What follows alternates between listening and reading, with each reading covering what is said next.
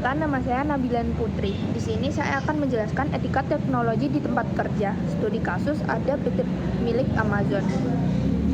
Bayangkan Anda dipecat dari pekerjaan, tetapi tidak ada satu manusia pun yang mengambil keputusan itu. Semuanya diputuskan oleh algoritma dan Anda bahkan tidak tahu persis apa yang membuat sistem itu menganggap Anda tidak cukup produktif. Ini bukan skenario fisik.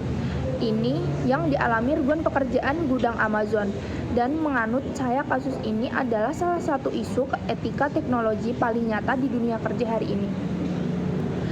Isu etika teknologi di tempat kerja itu muncul ketika perusahaan menggunakan sistem digital, pelacak produktivitas, algoritma pengawasan, atau AI pengambil keputusan dengan cara yang mengorbankan hak dasar pekerja, privasi, transparansi, dan kesempatan untuk didengar sebelum diberi sanksi. Ini beda dengan sekedar penggunaan internet kantor untuk hal pribadi.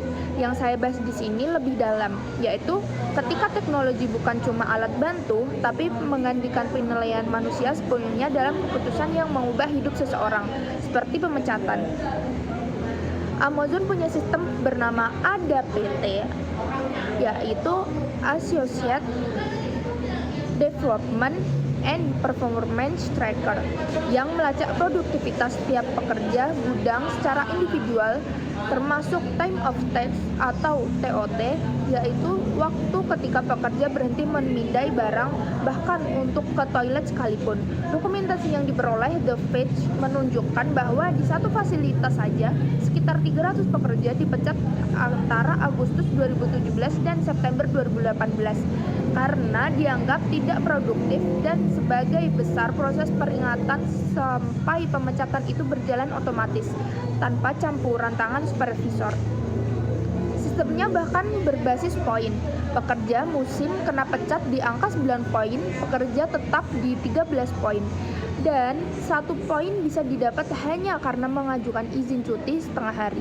Kasus paling manusiawi dari ini adalah Stephen Normandin, sopir pengantar Amazon Flex berusia 63 tahun, veteran militer yang dipecat oleh sistem HR algoritmik tanpa kejelasan. Padahal menurutnya ia tidak pernah telat atau membatalkan pengiriman. Bagaimana perusahaan meresponnya? Ketika laporan ini viral, Amazon membantah bahwa keputusan sepenuhnya diambil oleh mesin, menyatakan bahwa manajer bisa melakukan override terhadap keputusan sistem, tapi mereka tidak pernah menjelaskan seberapa sering override itu benar-benar terjadi. Serikat Pekerja UVCW justru menyebut ini surreal. Sebuah perusahaan ini memecat karyawan sendiri tanpa keterlibatan manusia sama sekali. Amazon juga menyediakan mekanisme banding, tapi laporan menunjukkan proses itu memakan waktu berminggu-minggu, sementara pekerja kehilangan penghasilan selama menunggu. Menurut saya, respon Amazon ini adalah contoh klasik atau transparansi setengah hati, mengikuti ada sistem otomatis dari tapi menolak membuka cara kerja algoritmanya secara detail ke publik atau ke pekerjaan itu sendiri. Padahal serikat pekerja global seperti Uni Global sudah mulai mendorong konsep algorithmic use agreement dan prinsip human in command, yaitu algoritma boleh merekomendasikan, tapi keputusan final yang berdampak besar pada hidup seseorang seperti pemecatan harus tetap ditinjau dan ditandatangani oleh manusia yang bisa dimintai pertanggungjawaban. Ke depan saya rasa perusahaan yang serius soal etika teknologi harus melakukan 3 hal konkret. Yang pertama yaitu wajibkan tinjauan manusia sebelum keputusan pemecatan final, bukan sekedar opsi override yang jarang dipakai. Kedua, buka metrik penilaian ke pekerjaan itu sendiri, bukan menjadikan kotak hitam seperti metrik rahasia Amazon. Ketiga, percepatan proses banding agar tidak membuat pekerjaan kehilangan penghasilan selama berminggu-minggu. Keadilan.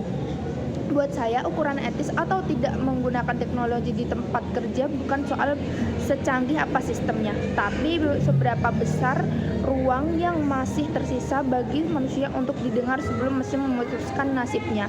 Sekian dari saya, terima kasih.